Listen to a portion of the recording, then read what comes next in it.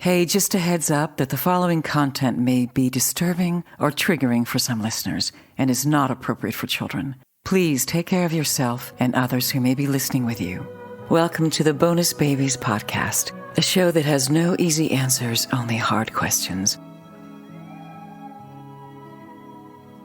Venus fills a void that I had too, because like I said, in this work, you feel a lot of times unappreciated, that you're doing it for nothing. And sometimes you feel like you're getting your hand spanked for doing the right thing when you know you're doing what you need to do for these kids and these youth.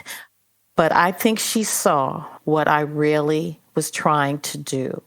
And that is why nobody can ever say anything bad about you to me, ever.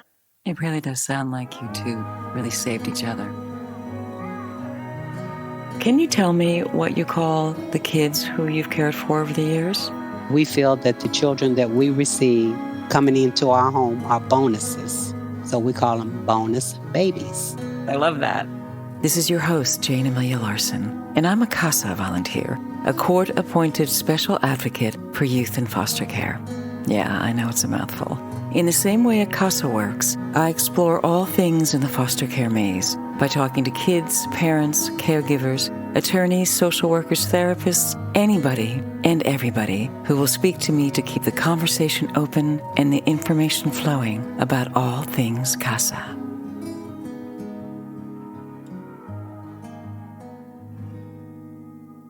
Hi, ladies.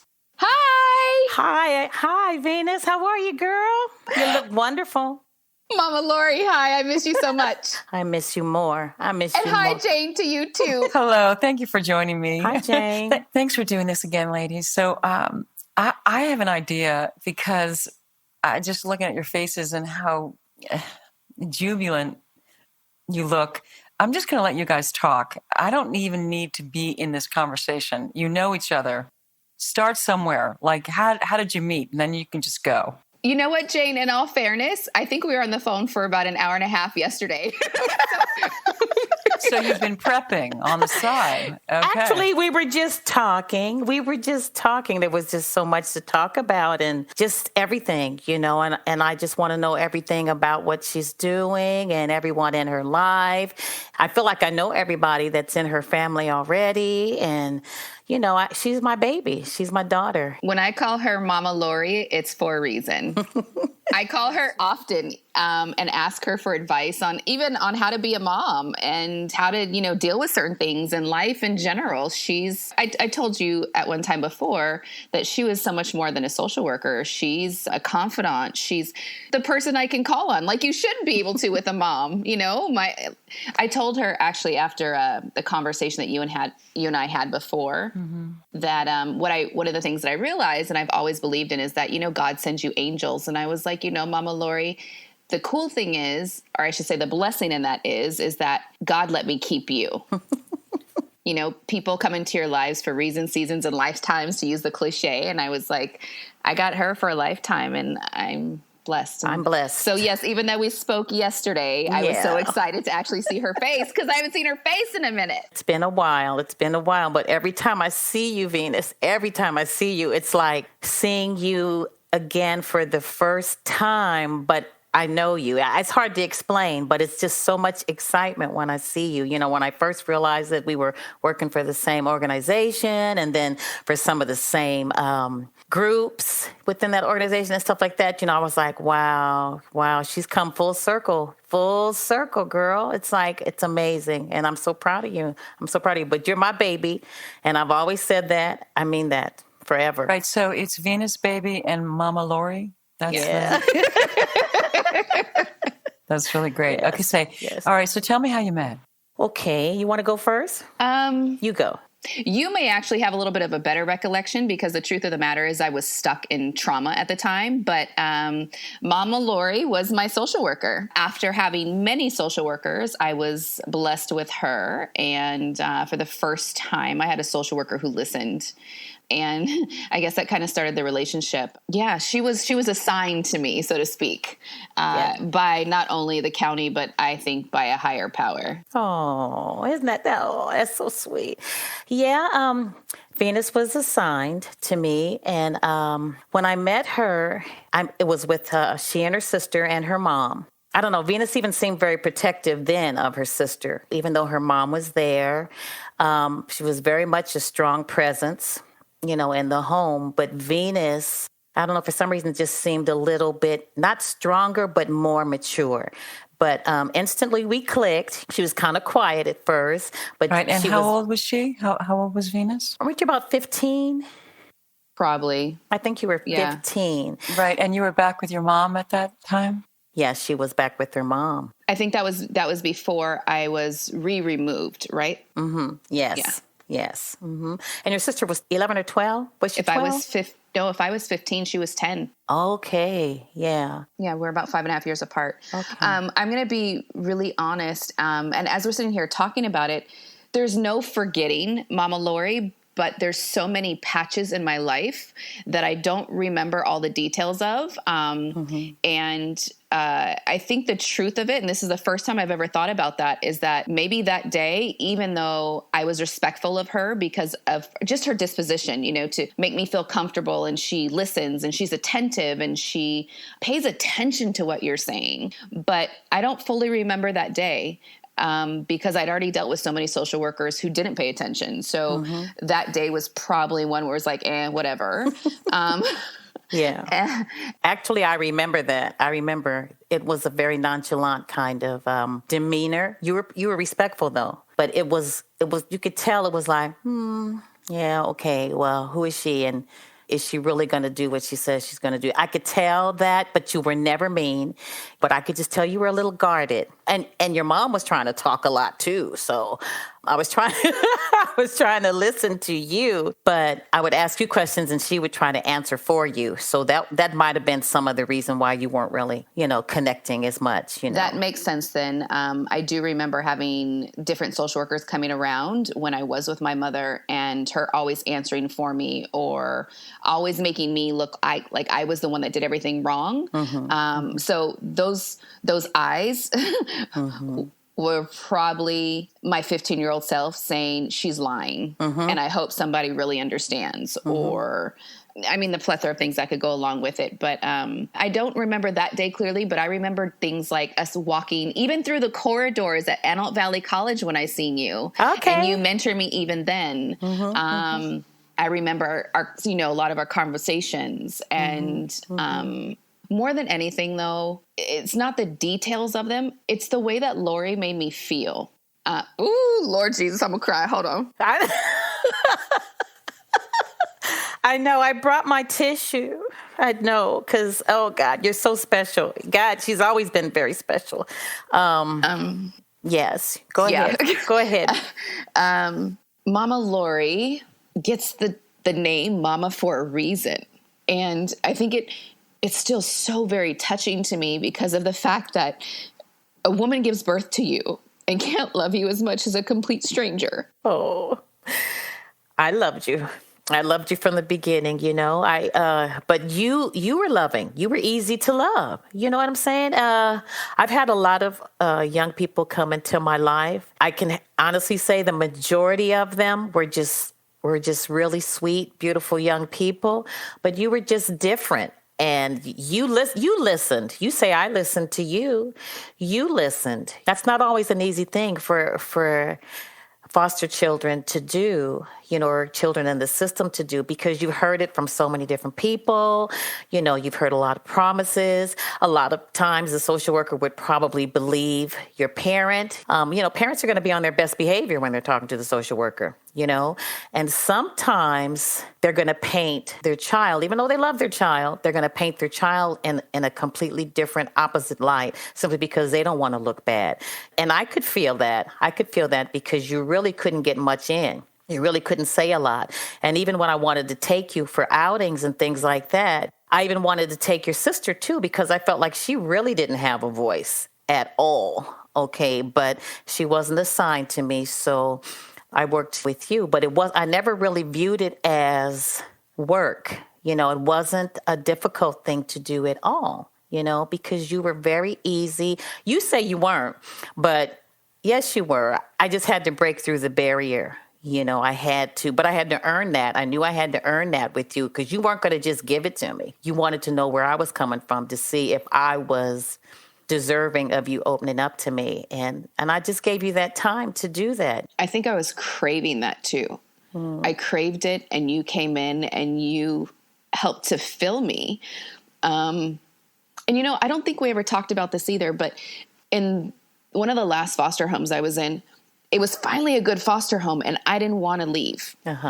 And I remember that you had asked the judge for an extension for me to stay in foster care longer.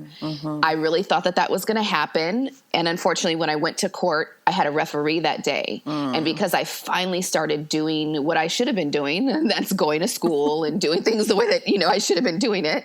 And when I say I was bad, I don't remember ever being mean or bad towards you, because I fell in love with you, but I was still doing a lot of stuff on the outside that I should have been doing for a little while. Things that she kept that secret. Yeah, we might still keep some of that secret. Okay. But I was finally in a foster home that I felt loved, and that was because of Mama Lori. It wouldn't have happened without her, without any doubt. And I wanted to stay there. I wanted to finally get to be a kid. This particular foster home, we were just discussing this yesterday, was a foster parent who literally, I'd sit down and I would be studying, and she would come over and rub my back. Do you need anything? Here's some snacks. Here's some food. You mean I get food that I don't have to go and scrounge for? And you like all of those things. And I wanted to stay. That should be normal, but they weren't. Yeah. But because of Mama Lori, I got to experience that for a little while. But unfortunately, I ended up going to court, and there was a referee there, and he said, it looks like you're doing really well now. Your attendance is up. You've graduated from high school. And I'm like, yeah, but I want to stay longer so I can, still be supported until I leave for the military.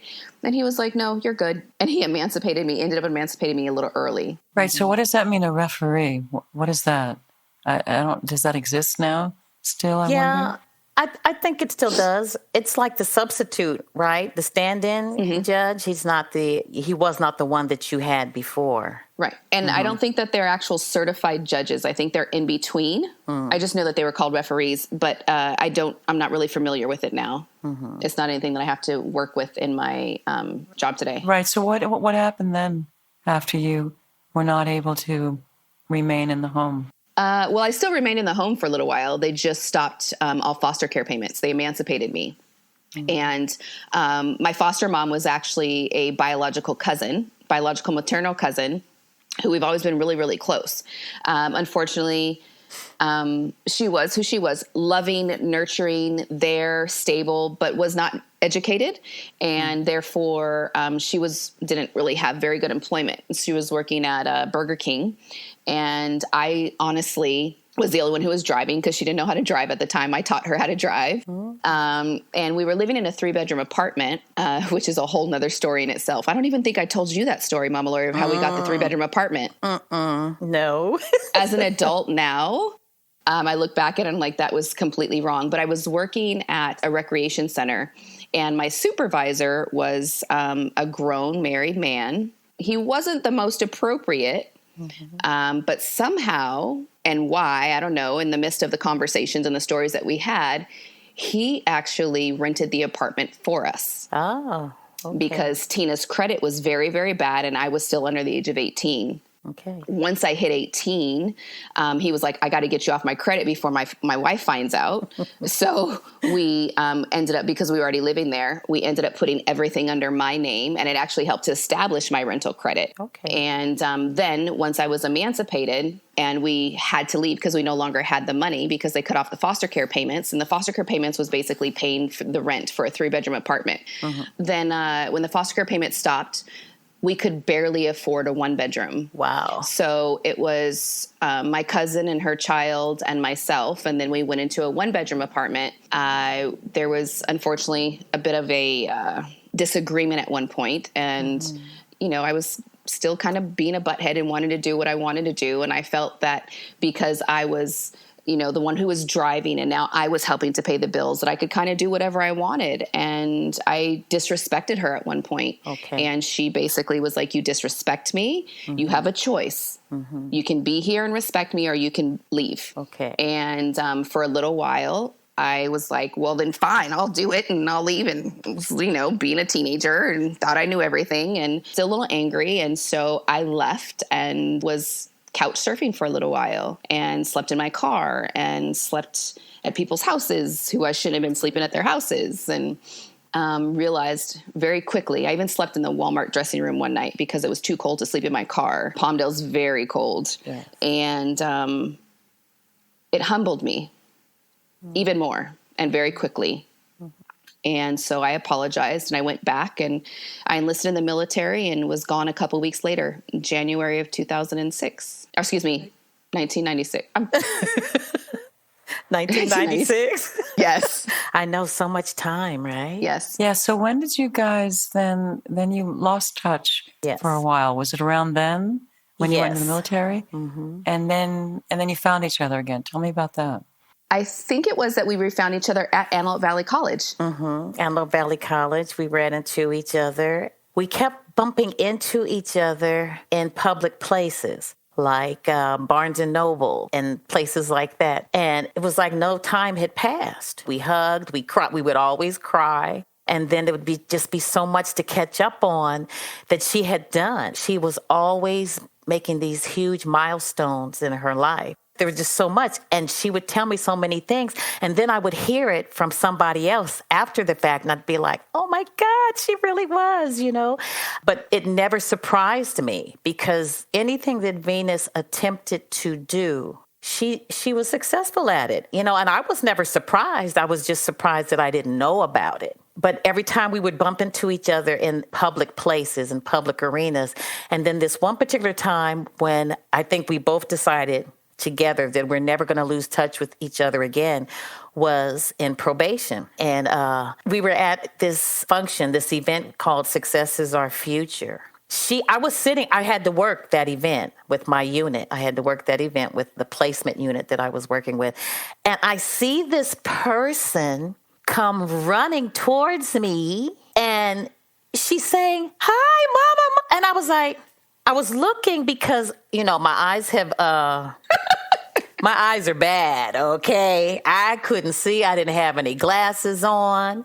And she stopped dead in her tracks and she said, oh my God, you don't even remember me. You don't even remember me. And I said, oh my God, it's you. It's you. And I couldn't see. I really couldn't see. So then we hugged and we cried and I'm like, what are you doing here? And she told me that she was there for the same event with some of the kids on her caseload. And I was like, oh my God, such a small world, such a big world, but such a small world. And here we were working in the same organization with some of the same kids in transitional age youth. And I was doing the quality assurance aspect of it, where I would go out and monitor the group homes and then interview the kids to see that they were receiving all of the things that group homes were mandated to provide. But I had no idea that Venus was also working with some of those same kids. And so she was there honoring some of the kids that had graduated with honors and different things like that. So it was really moving, because not only was she working with these youth, but it was like, my God, you've come full circle because you used to be one. And I was just very proud to know her. I felt honored to have been her social worker. The relationship has definitely changed. She's like my daughter. I love talking to her. I love sharing her life now. It's an extension. And she keeps saying that God sent me to her, but he also sent her to me. Sometimes you feel like what you do in this field is just feel like you're spinning your wheels and you feel like you're not really helping. I've had kids that ran away, not because of what I didn't do, but because they felt like the system was still fighting them, and I could only do so much because, there's management above. And they would say things that I would not agree with, that would go against my recommendations. So these kids would just say, well, Miss Lori, I'm running away. I'm leaving. You know, I'm at the age now I can take care of myself. That they had grown enough, they had finished the things that they needed to accomplish. And I didn't worry a whole lot about them, but I do think about them. With Venus, she never gave me the feeling that she wasn't going to survive. She worked like 2 and 3 jobs. You know, she was always doing things. She was always studying and going to school. And now, she might not have at home, but a couple of times I can remember her saying while I was there talking to her mom, no, that's not true. She wasn't disrespectful, though. Her mom would get mad. You see that look on her face. But I think Venus did get some of her strength, though, if I may say. I'm standing up and I'm speaking out, and you might not like it, but I'm never going to lie. You might not like me telling the truth, but I'm not going to lie about it. And I liked that about her. She spoke her truth. And a lot of youth, they don't. They either go overboard and it's like, no, you don't tell me what to do. Nobody's going to tell me what to do. And I'm going to do what I want to do to their own detriment. Or they don't speak out at all, which is also to their detriment, because I can't help you if you're not telling me the truth. And I need to know what's really going on so I can be of assistance. Right. But what happens so often with kids is that they don't know who to trust, right? I hope that she always felt safe. You know, I tried to make Venus feel safe to talk to me. You know, I let her know, though, that if there was something that I felt was detrimental, though, to her well-being, then I was going to have to say something about it, but never to harm her, never to put her in harm's way, and never to set her back, but to make sure that she continued to progress, because she was progressing really basically on her own in spite of all of the challenges and setbacks that she had. And she might have done some things, of course, without my knowledge, you know, after we lost touch. She would always tell me that she was okay. One time she did tell me, though, when something wasn't right with a male individual, and I was trying to guide her through that. But she was on her own. She was on her own. So I know that she probably didn't tell me some things because she probably didn't want to disappoint me. But I told her there's nothing you could have ever done for me to be disappointed. You might have done some things for me to worry, but I would never, you know, be disappointed where I would just throw my hands up and shut you out ever. Right. Is that true, Venus? Were there things that you couldn't share because you didn't want to disappoint Lori? I don't even think it was about disappointment. I didn't want to lose her. Oh, honey, you never lose me. Never. But Lori, never. You got to realize, too, that I felt like everyone in my life that I had loved in one way, shape, or form would leave or hurt me. And so some of the things that I was doing, I didn't want you to know. I didn't want you to know that side. I didn't want you to look at me and not love me. And I know that that's not the reality of the way that things are now, but in the mind. That's how you felt then. Yeah, that's how you felt. I can understand that. You would probably think that because you've had that in your life, you know. And I'm so sorry. And I'm so sorry that you felt that you might lose me if you were to tell me something. But see, honey, you forgot I had kids, okay? But so did the other social workers. Yeah. You know, yeah. I see it now still within the departments that deal with children. For some, this is a life calling. For others, it's a job that they do really well. Mm-hmm. And because they love kids, their heart is in it. And then there are those who do it as a paycheck. You didn't make me feel like a paycheck. So many others did. I even had a social worker, and you know who this person is. Yeah. Yeah. She was aftercare, ILP. And one of my transitional housing units was right behind the Department of Children and Family Services where she was housed. I was pulling out, and so was she, and she hit me. We were in a car accident. She wasn't wearing her glasses. And initially she got out and she's like, I'm so sorry. And she's kind of frantic all over the place. And I get out and then she sees it's me. And then literally this quick, she was like, what were you doing? You were wrong. You were in the wrong. Da-da-da. I hope you have insurance. Oh my God, I can't believe Venus. Da-da-da-da-da-da-da-da. It changed this quickly. Yeah. I remember that person. Yeah, and I remember the story. Didn't you tell me you were all in a unit meeting one time and somebody had seen my Glamour magazine article and was speaking highly of me, and she tried to take responsibility for me. Oh, that's my client. Right. She tried to take credit. Yeah. So, that person was a lot about that. It's like me, look what I did, look what I do, this is what I do, and all my kids are a success because of me, and I. And if you're good and believe in what you do, you don't have to sing your accolades. You don't have to do that, because the people that you help, they see it, they know it, they feel it, they experience it, and you don't even want them to, but they will sing it for you. And that is why nobody can ever say anything bad about you to me. Oh. Ever. Oh. Ever. Ditto. I'm very protective of Mama Lori. As am I. And even with some of the people that you work with, girl, I'm like, I'm going to have to watch that person, because they're not going to treat you like that. What happened? Mm-hmm. They did what? Mm-hmm. Because it wasn't right. Mama Lori is mama. I don't make me cry, girl. We've already been crying all over this. We cry all the time. I know. We cry all the time, and we cry happy tears. Mm-hmm. Venus fills a void that I had too, because like I said, in this work, you feel a lot of times unappreciated, that you're doing it for nothing a lot of times, and sometimes you feel like you're getting your hand spanked for doing the right thing when you're doing what you need to do for these kids and these youth. You have others that are like, well, why do you spend so much time? What are you doing? And why are you doing that? And da-da-da-da-da, And that's not appropriate.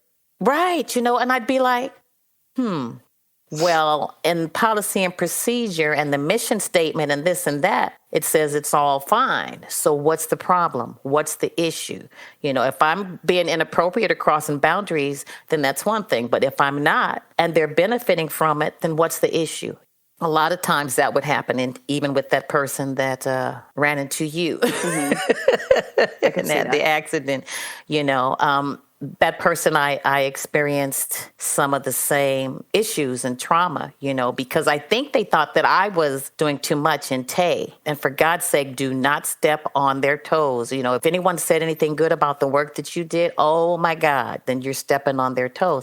And believe me, there's so much of this pie. There's enough slices in this pie to go around. There's enough work to do. All we need to do is make sure that we're doing our slice well. Mm-hmm. We're doing what we know we're supposed to do. And I think there were some good ones, but I've seen a lot that, I would be looking at them coming out of the courtroom, and their eyes would get big when they'd see me sitting there, in the hallway, because a client would come behind them, yelling at them, cursing at them, saying, you lied on me, you lied, you never came to see me, da-da-da. And I would look at that person, that worker, like, I know they're telling the truth. And I would just be like, oh my God, you have power in your words. You have power to help this family, to reunify this family and give them what they need. And yet you're lying because you didn't do what you were supposed to do. You're trying to make a quota, make numbers, but you lied. So you wrote something that didn't happen because you never even saw them. That kills me. It's not right. It happens far too often. And I can honestly say that person was like that because they were trying to climb in the organization. So they were padding numbers and things like that. And that's detrimental to families. You're a traitor to your position. And it still happens. Yeah, it still happens. Right. So when you were a kid, Venus, when you were working with Lori, did you get a sense of all the different things that she had to do or was trying to do or couldn't do? Or did you have any sense of that? Lori, do you mind if I discuss what we discussed last night? Oh, not at all. Okay. Not at all. So Mama Lori was speaking about policies and procedures. I think when you're human, sometimes, and when I say human and not just political, not just adhering to policies and procedures, and I understand that they're in place for a reason, but whether you were trained in college or whether it's just your own common sense, there are times when policies and procedures are actually detrimental to the individual. Mm-hmm. And I think Mama Lori knew that and allowed me to communicate with her what I really needed. And the truth of the matter is that every other social worker didn't listen. The woman that I was eventually placed with, the one who patted me on my back and loved on me, was a maternal cousin. And as I had told you, unfortunately, she was not really in the place to take on a child financially or anything. But she had moved out here to try to get custody of me, but yet did not have a home yet. And the home that I was in, the husband was extremely inappropriate. They didn't take us to school. They didn't feed us. Like, they would come home with takeout and tell us to figure it out. And there'd be little to nothing in the refrigerator or whatever. And I expressed all of this to Lori, and I told her where I wanted to be. I told her who loved me, who I felt loved with, who I felt safe with. And that was Tina, as well as my foster parents' friend, who ended up becoming more my mentor and not my foster parents' friend, because she's seen all of the things that was going on. And that actually ended their friendship, because she's seen the reality of what was happening. But the truth of the matter is, the foster parents' friend is the only one who had a home that could actually take me. Although I'm supposed to be placed with a family member, and the friend was not family. So this friend allowed my cousin to move in with her and said, you get Venus and get on your feet. And I was honest with Lori, and she still placed me there, was not the way policy and procedure would have wanted it to the T, but that is where I thrived. And she paid attention. And the truth of the matter is that she bent rules, but those rules saved my life. And I know she always says, don't give me that credit, and so forth and so on. And I'm at a place in my life where I can say, I know that I put in the work, but if I was in still that other place, no amount of work would have got me to where I needed to be, because of the abuse and neglect and all the other things that were happening in that home. So I don't take it lightly when I give her credit. And I say it over and over and over again. And I tell her, stop being humble. I'm not going to say it if I didn't mean it, if it wasn't the reality. And it was. I went from being in a placement, and multiple placements before that were abusive or neglectful or whatever the situation was. So I went from a place where literally there was every abuse you can think of, with the exception of, I will say this, it was never physical. I was never actually hit. Neither was my sister, but everything else was there. And she put me in a home.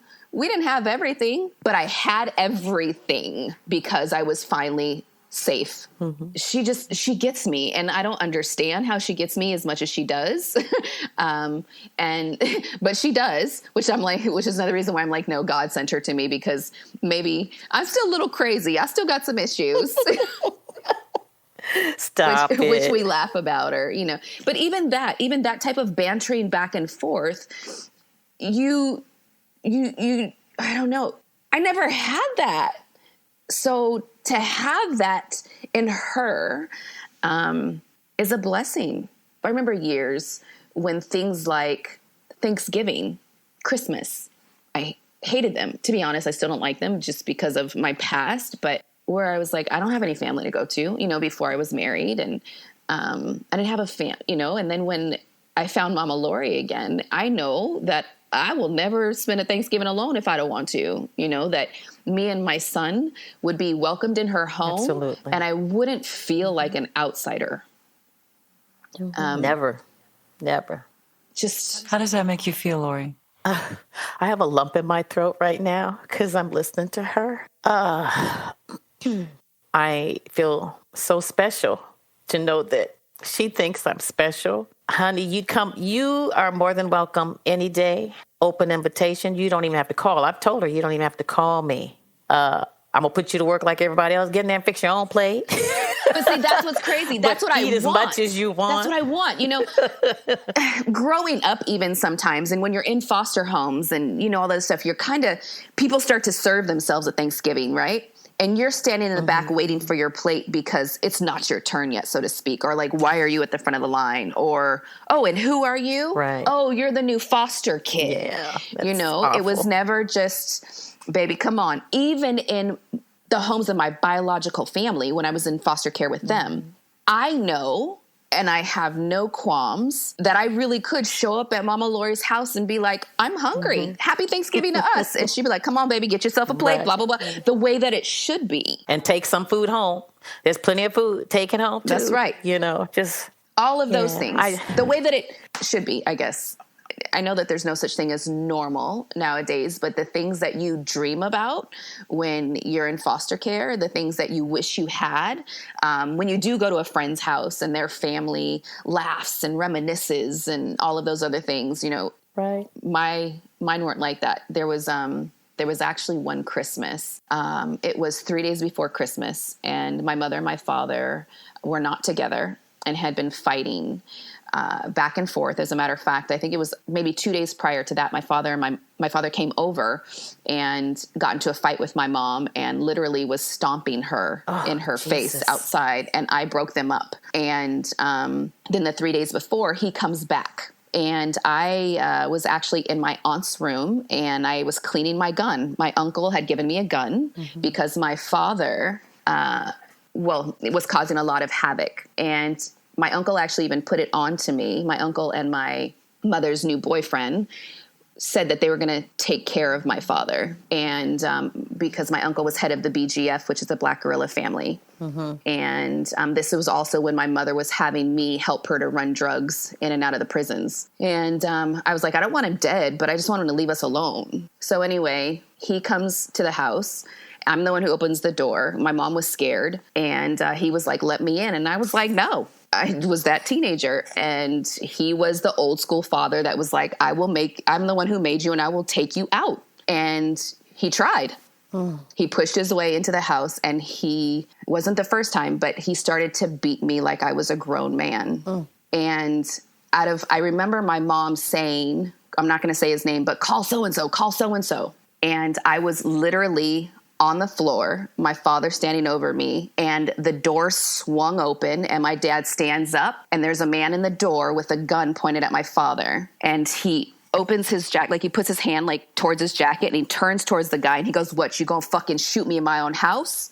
And the guy just started shooting and shot my father right there in front of us. Wow. In front of me and my sister. And at that time too, Crystal, she has asthma. I heard her go, and then she just wasn't breathing. She was just like not breathing. And so my thing was first my sister. And I ran to my aunt's room first, though, to try and get my own gun. And Crystal wasn't breathing. And I was like, I got to get her inhaler. I got to do something. And I even tried to run into my room. But it was a night that it's beyond. Jayne, it will be in the book, I'm sure. Right. So that's your Christmas, right? That's your 3 days before Christmas. Yeah. He was shot. My mother ended up leaving us the next day to go and visit her boyfriend with his blood still on the floor. The lights were turned off that next day because she didn't pay them. My other foster brother was there, and this foster brother was somebody that I had known from junior high who was already in a group home, but used to come to my house. I mean, my mom would let anybody come through, basically, and my foster brother was a bit wild like us. And so anything that my mom taught him, he took on. She would even get the dope sometimes, and then he would help to sell it. He'd help us to bag it up. And when I say bag it up also, my mom would have us pack little tiny colored balloons. And when we would go into the prison, by the way, I had to hide it. I mean, I was a teenager, and she was making me stick it inside of a condom and hide it in my vagina. And we'd go into the prisons, and we'd buy M&Ms, and I'd go into the bathroom, and we'd empty out all the M&Ms and then put the little colored balloons in it.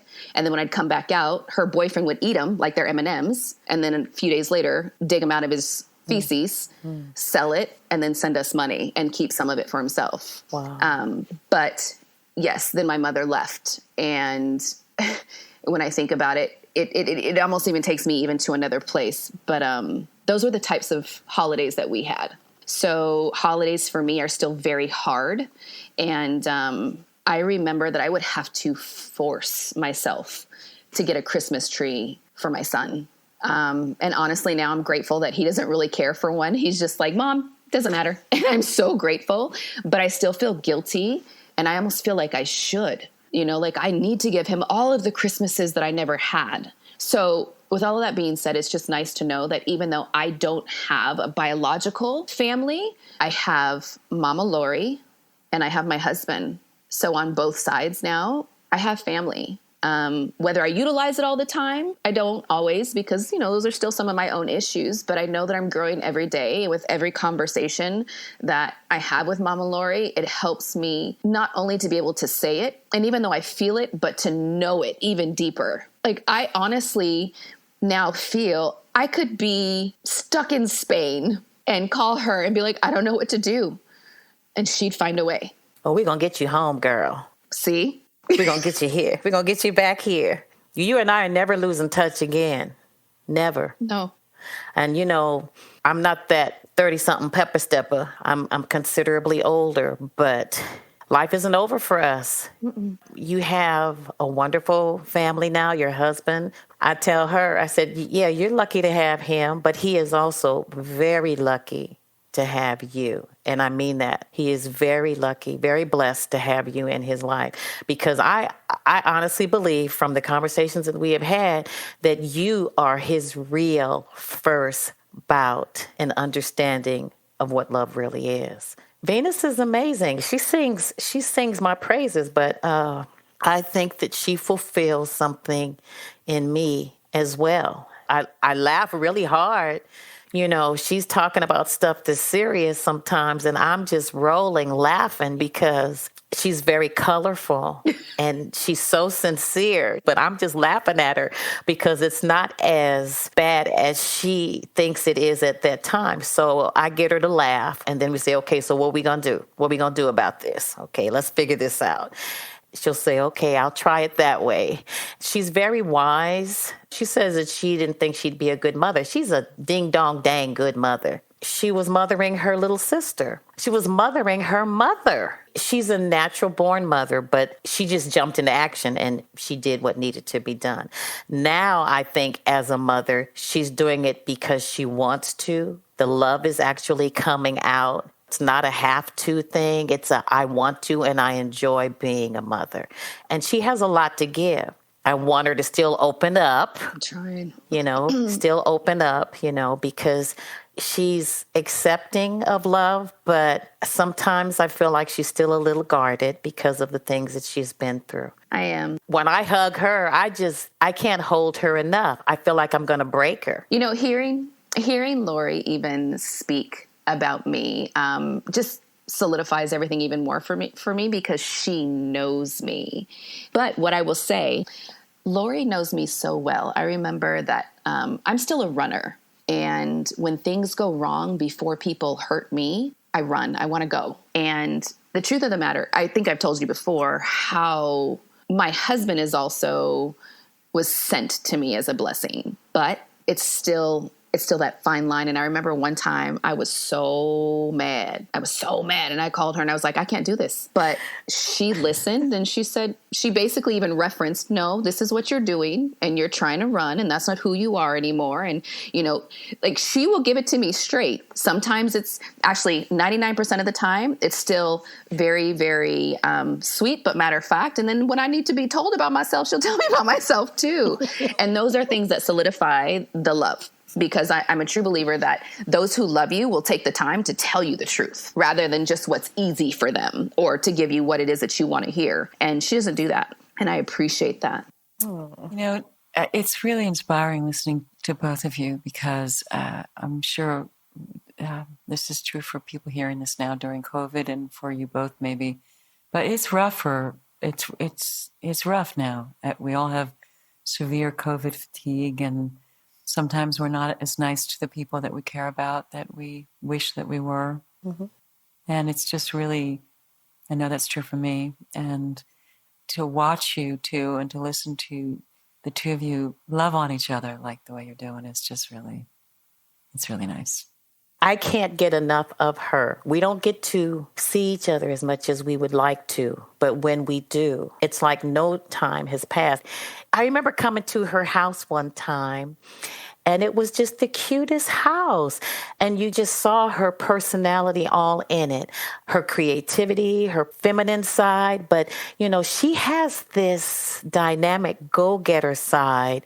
Think of your favorite sassiest actress, singer, you know, Kamala Harris, you know, she's all these things, dancer.